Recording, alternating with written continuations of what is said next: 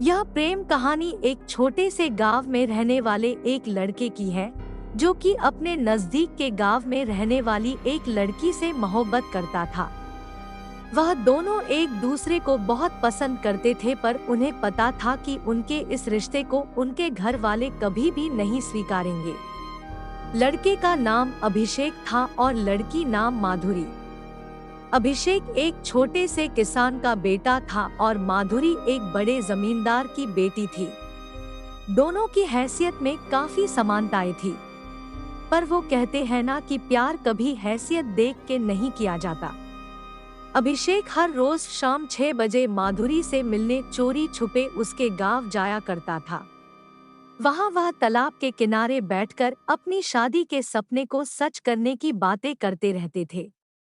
चोरी छुपे मिलना उनकी मजबूरी हुआ करती थी, क्योंकि गांव में अक्सर ऐसे रिश्तों पर हमेशा सवाल खड़े उठते हैं और गांव के लोगों की हमेशा से यही चाहते हैं कि उनके बच्चों का विवाह उनकी जात बिरादरी के अंदर ही हो, ना कि उससे बाहर।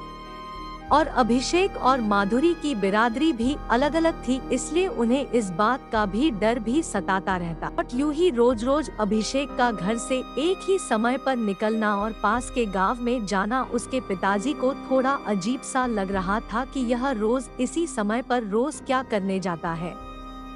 तो एक दिन अपने शक को दूर करने के लिए उसके पिता ने उसका पीछा करने की सोची और उसके पिता ने उसके अगले दिन ही अभिषेक का पीछा किया। जब अभिषेक दूसरे गांव पहुंचा तो उसके पिता ने देखा कि वह तो तुलंग गांव के जमींदार की बेटी माधुरी से मिल रहा है, और उसके साथ गले लग रहा था। यह सब देख उसके पिताजी को काफी शर्मिंदगी महसूस हुई और वह से चले गए। जैसे ही थोड़े समय बाद जब अभिषेक घर पहुंचा तो उसके पिता ने उससे पूछा कि आज तुम तुलंगांव में क्या कर रहे थे। तो अभिषेक ने बोला, कुछ नहीं पिताजी, मैं बस अपने दोस्त से मिलने गया था।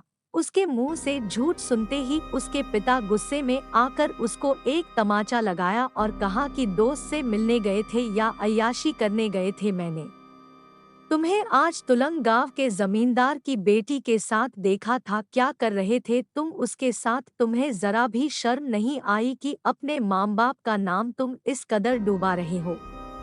वो तो शुक्र मनाओ कि मैंने आज तुम्हें देख लिया। अगर गांव का कोई और व्यक्ति देख लेता तो बदनामी तो होती अलग, और उस लड़की के भाई तुम्हारे हाथ पैर तोड़ते वो अलग। अभिषेक अपनी की गई गलती पर शर्मिंदा होता है और अपने पिता से कहता है कि मुझे माफ कर दीजिए, मेरे से बहुत बड़ी गलती हो गई। मुझे आपको यह बात पहले ही बता देनी चाहिए थी कि मैं माधुरी से बहुत प्यार करता हूँ और मैं उसके बिना एक पल भी नहीं जी सकता।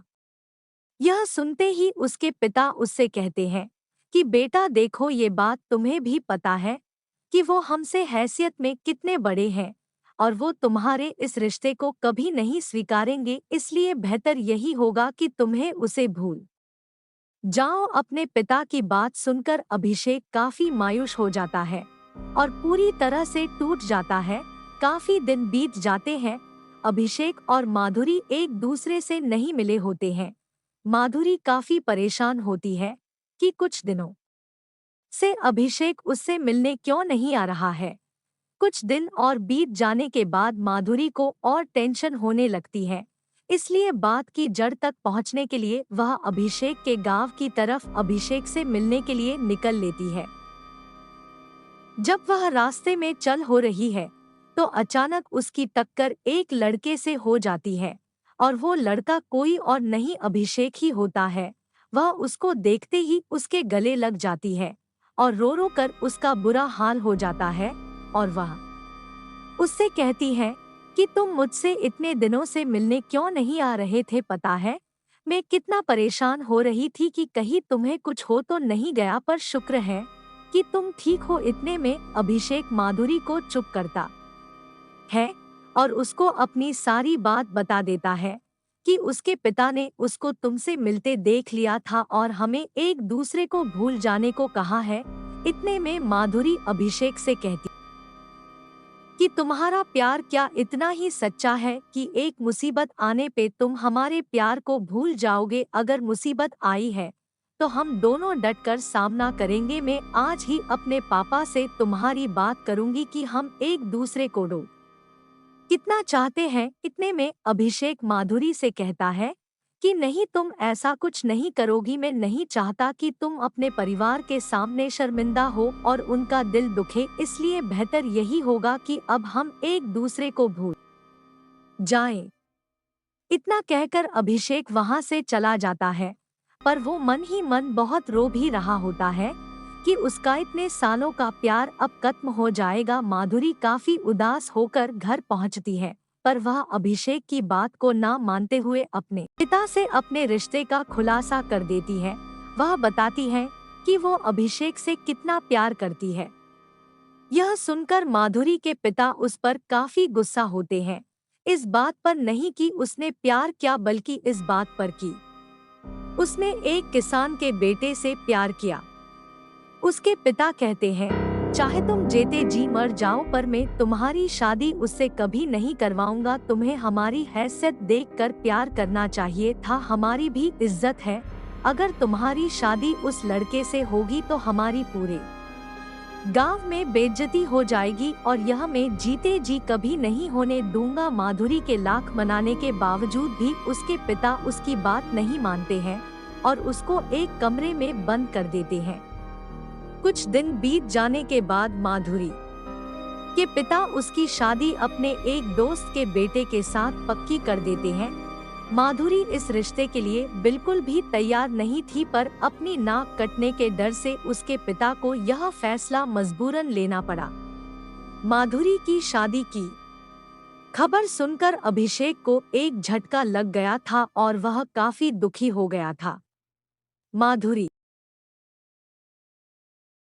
की शादी को होने में सिर्फ 2 दिन रह गए थे। माधुरी पूरी तरह से टूट चुकी थी, पर माधुरी को ये जरूर पता था कि अभिषेक के दिल में अभी भी उसके लिए प्यार जिंदा है। उसके अगले दिन ही माधुरी ने ठाना कि अगर मैं जिएगी तो अभिषेक के साथ ही और मरेगी भी तो अभिषेक के साथ ही। और इसी इरादे के साथ वह अपने कमरे की खिड़की से भाग गई और सीधा अभिषेक के पास जा पहुंची। जब वह अभिषेक के पास पहुंची तो अभिषेक उसे देखकर बहुत खुश हो गया और वह एक दूसरे को देखते ही देखते गले लग गए। फिर माधुरी ने उसे बताया कि वो सब कुछ छोड़कर उसके पास आ गई है, चाहे कैसे भी हालत हो वो उसी के साथ जीना और मरना चाहती है। उसकी ये बातें सुनकर अभिषेक भी काफी इमोशन हो गया और उसने भी उसको जीने से लेकर मरने तक का साथ निभाने का वचन दिया। इतने में माधुरी के घर वाले देखते हैं कि माधुरी घर पर नहीं है, वह घर से भाग गई है। इतने में उसके पिता का शक सीधे अभिषेक पर जाता है कि वो उसी के घर भागी होगी, इसलिए अपना वक्त जाया ना करते हुए उसके पिता अपने आदमियों के साथ सीधा अभिषेक के घर की तरफ निकलते हैं।